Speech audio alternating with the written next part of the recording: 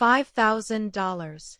That was the exact price tag on my dignity that Tuesday evening. It sat in a heavy envelope in my glove compartment, paid half up front by a woman whose facelift was tighter than her purse strings. The job was simple, she had said. Theatrical, even. All I had to do was storm into the rehearsal dinner of the year, wearing a dress that screamed sin, and claim that the groom had promised me the world right before proposing to his bland, boring fiancée. I checked my lipstick in the rearview mirror. Blood red. Perfect for a massacre. I wasn't an ex. I'd never met the groom, a man named Richard Sterling, in my life. I was a struggling barista with a theater degree collecting dust and a rent hike notice taped to my front door. Richard's mother, the terrifying matriarch of the Sterling shipping dynasty, didn't like the fiancé. She wanted the wedding stopped, and she wanted it done with enough scandal to ensure the poor girl ran for the hills. "Showtime, Mara," I whispered to myself, stepping out of my rusted sedan and handing the keys to a valet who looked at my beat-up Honda with open disdain. The venue was a glass-walled conservatory in the city botanical gardens. Inside, the air smelled of money, white lilies, expensive champagne, and old perfume. I smoothed the silk of my dress, took a breath that rattled in my lungs, and pushed through the double doors. The clinking of silverware stopped. The hum of conversation died. I didn't just walk. I prowled. I locked eyes with a man at the head of the table, identifiable by his smug grin and the way he held his wine glass like a scepter. Richard. Beside him sat the target. Chloe. That was the name on the dossier. Chloe dazzled in white, looking every bit the fragile porcelain doll Mrs. Sterling had described. She was looking down at her plate, her dark hair curtaining her face. I reached the table. I grabbed a glass of water from a stunned waiter's tray and slammed it down on the linen tablecloth. The sound was like a gunshot. "You liar," I snarled, my voice projecting to the back of the room. "You told me you were working late. You told me we were going to Paris next month." Richard looked up, his face a mask of genuine confusion that quickly morphed into panic as he saw the eyes of his investors and family boring into him. "Excuse me? Who are you?" "Don't play dumb, Richie," I spat, leaning over the table, invading their space. 2 years. 2 years I gave you. And I find out you're marrying her." I turned my gaze to Chloe. This was the moment. The script called for me to pity her, to call her a placeholder, to humiliate her so thoroughly she'd leave in tears. "Look at her," I scoffed, gesturing to Chloe, who was still looking down. "She's nothing. Does she even know how you like your coffee? Does she know about the apartment in the city? She's just a merger to you, isn't she?" The room was silent enough to hear a pin drop. Mrs. Sterling, sitting 3 seats away, looked like the cat who'd eaten the canary. "He doesn't love you, honey," I said, my voice dripping with fake venom. "He's still texting me every night." Chloe slowly set her fork down. The movement was precise, controlled. It wasn't the movement of a victim. She stood up. She was taller than I expected. In the photos, she looked meek. Standing there, smoothing the front of her cocktail dress, she looked like a statue carved from ice. She turned to Richard, who was sputtering indignantly, and silenced him with a single raised hand. Then, she turned to me. Her eyes weren't watery. They were dark, sharp, and terrifyingly intelligent. She stepped around the table, closing the distance between us until I could smell her scent, sandalwood and something smoky. I held my ground, ready for the slap, ready for the tears, ready for the scream. Instead, Chloe stepped into my personal space, so close that the heat of her body radiated against my bare arms. She tilted her head, her eyes scanning my face, dissecting the heavy makeup, the trembling in my jaw, the desperation in my eyes. She leaned in, her lips brushing my ear. To the room, it looked like a confrontation. A whisper of hatred. "Your dress is vintage Halston," she murmured, her voice a low, velvety alto that sent a shiver straight down my spine. "But your shoes are from a discount outlet. You're not his ex. Richard's type is blondes who don't read." My breath hitched. I pulled back slightly to look at her, my act faltering. She held my gaze, a ghost of a smirk playing on her lips. "And you're trembling," she added, loud enough only for me. "You're terrified." I started, but the script was gone. "You don't know me," Chloe said. But she didn't say it like a defense. She said it like a challenge, like an invitation. Then she turned to the room, her voice projecting with a clarity that made my theater training look like amateur hour. "Ladies and gentlemen," Chloe announced, her hand suddenly gripping mine. The touch was electric, firm and grounding. "It appears Richard has been keeping secrets. But frankly—" She looked down at Richard, who was now purple with rage. "I'm bored of secrets. And I'm bored of you." She pulled a diamond ring off her finger, a rock the size of a grape, and dropped it into Richard's champagne flute. Plink! "The wedding is off," Chloe declared. She looked back at me, her eyes sparkling with a manic, dangerous energy. "Run!" "What?" I blinked. "Run!" She laughed. She didn't wait. She grabbed my hand tighter and bolted toward the terrace doors. Panic and adrenaline merged into a single instinct. I ran. I ran in my discount heels, clutching my vintage dress, hand in hand with the woman I was paid to destroy. We burst out of the humid conservatory into the cool night air of the gardens, the sounds of outraged shouting fading behind us. We didn't stop at the garden gate. We kept running until we hit the main road, breath tearing at our throats, my hair a wind-blown disaster. Finally, under the yellow buzz of a street lamp 2 blocks away, we collapsed against a brick wall, gasping for air. I was bent double, hands on my knees.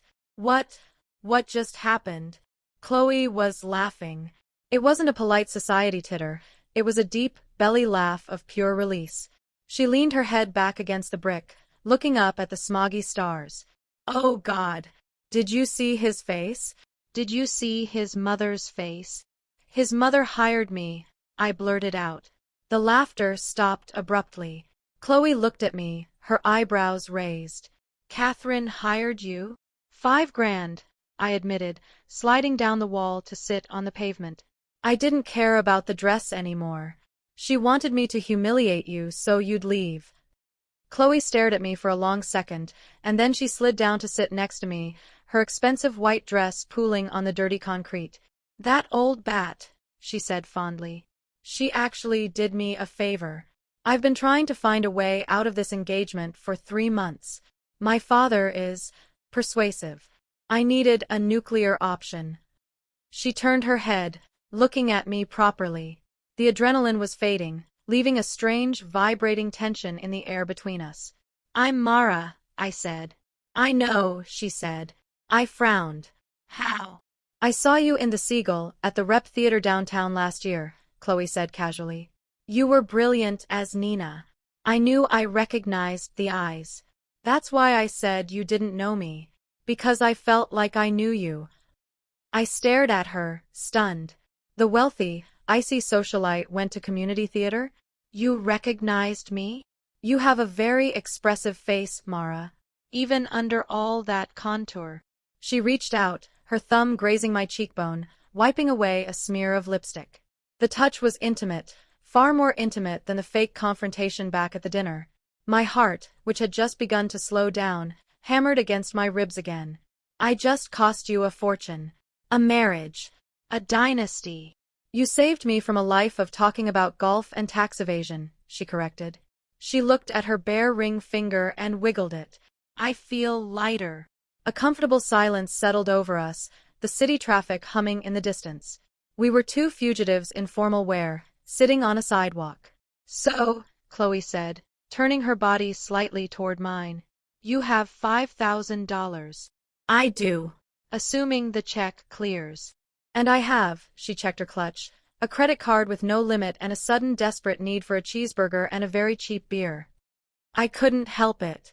I smiled. "I know a place. It's terrible. Perfect." She stood up and offered me her hand again. This time, I took it not as a role, not as a paid actor, but as myself. "By the way," Chloe said as she pulled me up, not letting go of my hand once I was steady. "When you leaned over the table, you were very convincing. A little scary." "Method acting," I quipped, falling into step beside her. She glanced at me, a playful glint in her dark eyes.